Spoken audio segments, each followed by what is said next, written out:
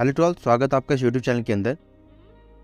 आज हम इस वीडियो के अंदर हम बात करने वाले हैं गैंग्रीन की प्रॉब्लम के बारे में कि ये प्रॉब्लम किस तरीके से आपकी बॉडी पे होती है, इस प्रॉब्लम के होने पर आपको क्या क्या खास बातों का ध्यान रखना है और इस प्रॉब्लम से बचने के लिए आप क्या कर सकते हैं। आप और हम बहुत अच्छी तरह से वाकिफ़ हैं कि हार्ट अटैक से कुछ सालों के अंदर बहुत सारी सेलिब्रिटीज़ की डेथ हुई है, नॉर्मल पीपल की डेथ भी हुई है, जिसकी वजह से बहुत सारे लोगों ने रियलाइज़ करा है कि हार्ट अटैक की प्रॉब्लम आज की डेट में यंगस्टर्स को भी हो रही है, जिनकी वजह से उनको अर्जेंटली हॉस्पिटल रश में लेके जाया जाता है।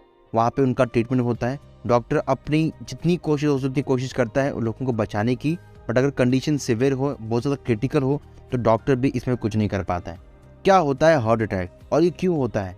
जब भी आपके बॉडी के अंदर एक कंपोनेंट होता है, एक पार्ट होता है जिसे कहते हैं कोरोनरी आर्टरीज होती है, जो ब्लड सप्लाई करती है आपके हार्ट में अलग अलग एरियाज़ में, अलग अलग पोजीशन के ऊपर, आपके ब्रेन में, आपके टांगों पे, आपके हाथों पे, आपके हैंड्स के ऊपर, आपके चेस्ट पे, आपके हार्ट को, तो हर एक एरिया को यह ब्लड सप्लाई करता है।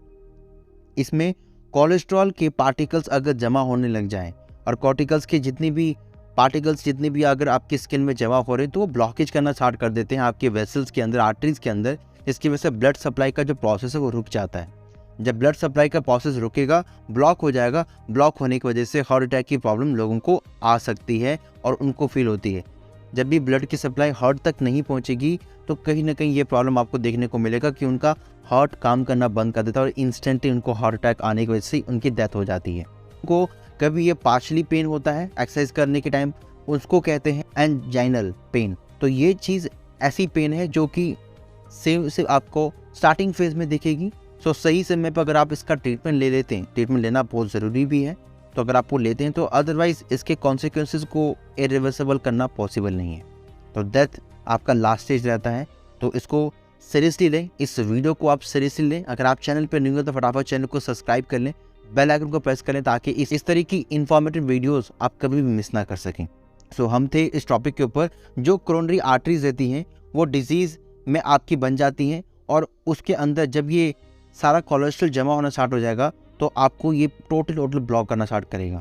कोरोनरी आर्टरी सिर्फ हार्ट के अंदर नहीं होती, आपके ब्रेन में भी होती है। तो ब्लड सप्लाई की जो क्वांटिटी होती है वो हर जगह पे उसको सेम रहती है, हर जगह पे उसको सप्लाई करना होता है और जहाँ पे भी ब्लॉकेज हुआ वो एरिया डैमेज होना स्टार्ट हो जाएगा। और जब कोई चीज़ कितने लंबे टाइम से अगर आपने उसको बांध करके रखी है, जैसे कि अगर आप एक डैम देखें, पानी जमा हो रहा है, पानी का सप्लाई बहुत ज़्यादा इंक्रीज़ हो जा रहा है, इंक्रीज़ हो जाने के बाद वो बांध को भी तोड़ देता है। उसी तरीके से जब आपका ब्लड सप्लाई बहुत पीछे से आ रहा है फ्लो के अंदर, बट आगे ब्लॉकेज है, तो ब्लड सप्लाई पूरी कोशिश करेगा उस चीज़ को ओपन करने की, और जिसकी वजह से लोगों को हार्ट अटैक की प्रॉब्लम हो जाती है। अगर आपकी नस फट गई और आपका नस फटने की वजह से आपका पूरा का पूरा स्ट्रक्चर खराब हो जाएगा, तो सोचें कितनी सीवियर कंडीशन हो सकती है।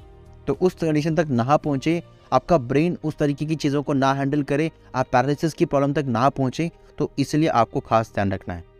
वहाँ जब ब्लॉकेज होता है उस ब्लॉकेज को हम कहते हैं ट्रांसिएंट इस्केमिक अटैक। शुरुआती सिम्टम, इससे हमें इसको इस सिंपल भाषा में कहें, ये प्रॉब्लम लंबे टाइम तक रहती है।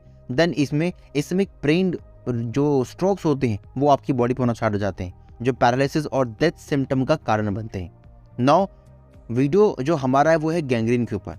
मैंने ये सब चीज़ आपको इसलिए बताई ताकि आप रिलेट कर सकें कि हार्ट अटैक की प्रॉब्लम और आपका ब्रेन कैंसर की प्रॉब्लम या ब्रेन में जो प्रॉब्लम आपकी बॉडी पे होती है वो क्यों होती है। नौ इस वीडियो के अंदर जो हम बात करते होता है गैंग्रीन के ऊपर हम बात कर रहे थे। तो ये प्रॉब्लम जब आपके पैर या फीट में होती है और अगर आपकी स्टार्टिंग फेज के अंदर रहेगा तो इसको हम इंटरमिटेंट क्लॉडिकेशन इसको कहते हैं।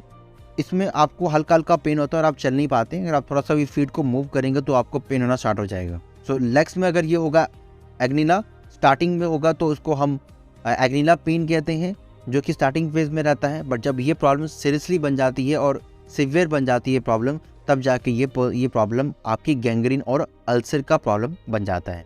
लेग्स आपके ब्लैक होना स्टार्ट हो जाएंगे और उसमें घाव होना स्टार्ट हो जाएगा या अल्सर की प्रॉब्लम होना स्टार्ट हो जाती है, जिसकी वजह से आप अपनी फीट को मूव नहीं कर पाते और चल भी नहीं पाते। सिवियर कंडीशन के अंदर तो लोगों के पैर भी काटने पड़ जाते हैं। तो ये आपको इस तरीके की नौबत ना आए, तो इसलिए आपको पहले से ही इन सब चीज़ों का खास ध्यान रखना है और पहले से आपको अपनी तैयारी करके रखनी, ताकि हार्ट अटैक की प्रॉब्लम या पेरिफेरल आर्टेरियल डिजीज़ की प्रॉब्लम आपकी बॉडी पे ना हो, खासकर लेग्स के अंदर। अदरवाइज लेग्स को काटना ही पड़ता है। कैसे बढ़ता है ये पेरिफेरल डिजीज़ आपके लेग्स में। 1 किलोमीटर चलते ही आपको पेन जो है वो स्टार्ट हो जाता है। बहुत सारे लोगों को साइनस की प्रॉब्लम में भी टांगों में पेन होता है, चलने में प्रॉब्लम होती है, नहीं चल पाते हैं। बट ये एक अलग प्रॉब्लम है जिसके अंदर भी आपको टांगों में प्रॉब्लम होती है और अब वॉक नहीं कर पाते हैं। तो इस प्रॉब्लम को अगर आप इंटरमिटेंट क्लॉडिकेशन के फेज के अंदर हम इसको पहचान लें, देख लें, तो थ्रू मेडिसिन और थोड़ी एक्सरसाइज के थ्रू ही हम इसको ईजी तरीके से ओवरकम कर पाएंगे। बट अगर ये आगे आगे बढ़ती गई और प्रॉब्लम सॉल्व नहीं हुई मेडिकेशंस और एक्सरसाइज के द्वारा भी, तो जो आपको 1 किलोमीटर का डिस्टेंस आप अभी चल पा रहे हैं वो भी नहीं चल पाएंगे और वो भी ख़त्म हो जाएगा। ये इतना सीरियस हो सकता है कि पेशेंट कंप्लीट बेड रेस्ट पे पहुंच जाएगा और 24 आवर्स उसके पाँव में पेन फील होना स्टार्ट हो जाएगा। और जितनी देर तक आपके बॉडी में, आपके लेग्स में पेन होगा, आप चल नहीं पाएंगे और आपको पेन किलर्स या कोई स्लिप भी आपको अच्छी तरीके से रिलीफ नहीं दे पाएगा। और इन 2 चीज़ों में भी अगर आप लेते हैं, स्लीप लेते हैं या पेन किलर्स को कंज्यूम करते हैं, उसमें भी आपको पेन रहेगा ही रहेगा। तो इन प्रॉब्लम को रोकने पर आपको खास ध्यान रखना है। अगर स्टार्टिंग फेज़ के अंदर हम इसको रोक सकें तो ठीक, अगर अदरवाइज़ ये प्रॉब्लम गैंग्रीन और अल्सर का रूप ले लेता है। पैरों का कालापन या बड़े बड़े घाव जो हो सकते हैं, उन चीज़ों से बचने के लिए आपको डॉक्टर से कंसल्ट करना पड़ेगा। ये बहुत ही कॉमन चीज़ है, ये पेशेंट को हो ही जाता है और ये उन पेशेंट को ज़्यादा होता है जिन पेशेंट को ऑलरेडी हार्ट अटैक की प्रॉब्लम पहले से हो रखी है। तो ये कॉमन केसेस हैं। अगर आपको ये हो रखा है, पहले से हार्ट अटैक की प्रॉब्लम आपको आ रखी है, तो 100% चांसेस हैं कि आपको ये प्रॉब्लम भी हो सकती है। तो 3 टॉप रीज़न जिसकी वजह से मैक्सिमम लोगों को ये प्रॉब्लम सबसे ज़्यादा होती है। अगर आप डायबिटीज़ के पेशेंट हैं और अपने डायबिटीज़ का बिल्कुल भी ख्याल नहीं रखते हैं, तो आप इन सब चीज़ों के लिए बी रेडी रहिए। स्मोकिंग ज़्यादा करते हैं तो फर्स्ट ऑफ ऑल आप तो एज हो जाएंगी, आपका जो एज होगा अगर 25 साल का भी होगा तो भी आप 30-35 के दिखेंगे। तो ये भी आपका बहुत ही ख़राब चीज़ है, आपको यूज़ नहीं करनी चाहिए, कंज्यूम नहीं करनी चाहिए। इसके साथ जो तीसरा है वो आपका डिराइंड लिपिड प्रोफाइल, जिसमें खून में चर्बी और कोलेस्ट्रॉल सबसे ज़्यादा जमा हो जाता है, इसको हिंदी में यही कहते हैं। और ये कहीं जमा हो जाएगा तो कहीं ना कहीं प्रॉब्लम आपकी आर्टरीज में होगी और वो ब्लॉक हो जाएंगी और ब्लॉक हो जाने के बाद वो प्रॉपर वर्क नहीं करेंगी। सो हाई एज भी एक वन ऑफ द रीज़न है। और अगर आपको कोई किडनी की प्रॉब्लम रिलेटेड कोई प्रॉब्लम है तो उसमें भी ये प्रॉब्लम आपकी हो सकती है। तो ट्रीटमेंट क्या रहेगा इसके अंदर? फर्स्ट, अगर आप इन 3 रीज़न में फॉल करते हैं तो फर्स्ट ऑफ ऑल डॉक्टर या फिजिशियन से डेली अपना चेकअप कराएं, टाइमली चेकअप कराएं, कि तब भी ये डिटेक्ट अगर हो जाता है उन केसेस के अंदर, उन चेकअप के अंदर, तो हम बहुत जल्दी इसको ठीक कर पाएंगे या डॉक्टर इसको बहुत जल्दी ठीक कर पाएगा। बट अगर मेडिकेशंस के बाद भी आप इसको पता नहीं लगा पा रहे हैं और जब ये पता लग रहा है तब ये ऑलरेडी अपने वर्स्ट कंडीशन में पहुंच चुका है, तो डॉक्टर भी इसके अंदर कुछ भी नहीं कर पाएगा।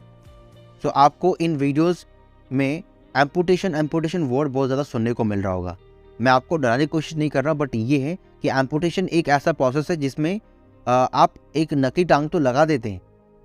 नकली टांग लगाने के बाद उसको हम प्रोस्थेटाइट्स भी कहते हैं। नकली टांग जो आपकी बॉडी पे लगती है, बहुत सारे पैरा ओलंपिक के अंदर बहुत सारे लोगों ने रनिंग के फेजेस के अंदर या किसी भी और फेजेस के अंदर नकली टांग लगाते हैं। बट होता क्या है, लॉजिकली देखें, आपकी बॉडी से एक ऑर्गन अलग हुआ है और बॉडी के अलग होने पे कुछ ना कुछ कॉम्प्लिकेशंस आपकी बॉडी पे होते ही हैं। तो एम्पुटेशन के बाद होता क्या है, 37% जितने भी लोग हैं वो 1 साल से ज़्यादा नहीं जी पाते और 50% पेशेंट ऐसे भी हैं जो 2 साल जीते हैं, 2 साल के बाद उनकी प्रॉब्लम होना स्टार्ट हो जाती है उनकी बॉडी पे और वो उनकी डेथ हो जाती है। और 70% पेशेंट ऐसे हैं जिनके अगर ये प्रॉब्लम हो रही है, एम्पुटेशन हो रखा है, तो 3 ईयर्स से ज़्यादा वो नहीं जी पाते हैं। सो ब्लॉकेज कहीं भी हो सकती है। इसका रीज़न यही है कि अगर ब्लॉकेज टांग पे हुई है तो आपके ब्रेन में भी हो सकती है, आपके हार्ट में भी हो सकती है, आपके हैंड्स में भी हो सकती है। तो उन चीज़ों की वजह से ये प्रॉब्लम आपकी बॉडी पर अगर एक बार हो गई तो आपकी बॉडी उसको कहीं ना कहीं दोबारा अपना घर बना ही लेगी। तो उस चीज़ को रोकने के लिए डॉक्टर एक बार तो सर्जरी कर सकता है, टांग को अलग कर सकता है, बट हर एक ऑर्गन को अलग नहीं किया जा सकता। और ब्रेन वगैरह होता है तो ब्रेन बहुत ही क्रिटिकल कंडीशन होता है, उससे बहुत पैसा लोगों का लग जाता है और लगने के बाद भी जाके लोगों को श्योरिटी नहीं होती कि उनका वो पैसा उनको अच्छा रिजल्ट दे पाएगा या उनके पर्सन को बचा पाएगा या नहीं। सो अब हम बात करेंगे ऐसे कुछ हेल्थ सप्लीमेंट जिनको यूज़ करके आप इस प्रॉब्लम को अपनी बॉडी में पनपने से पहले रोक सकें।